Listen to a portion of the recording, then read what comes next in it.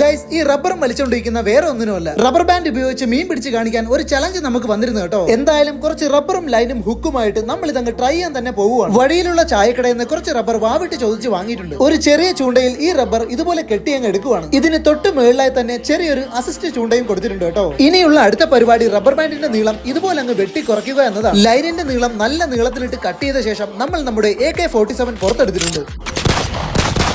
അംഗം തുടങ്ങാനുള്ള ടൈം ആയിരിക്കുന്നു.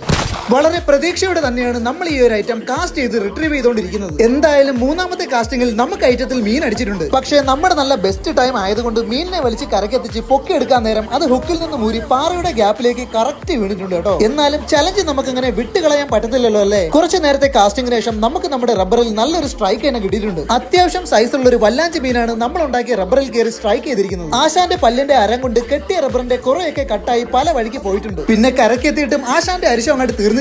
റബ്ബറിന്റെ ഇടയിൽ കൊടുത്തിരുന്ന ഹുക്ക് നല്ല രീതിക്ക് ഇവന്റെ വായിൽ തന്നെ തറച്ചിരിക്കുവാണ്. എന്തായാലും റബ്ബർ ബാൻഡ് വെച്ച് മീൻ പിടിക്കാനുള്ള ചലഞ്ച് നമ്മൾ ഏറ്റെടുത്ത് വിജയിപ്പിച്ചിട്ടുണ്ട് കേട്ടോ.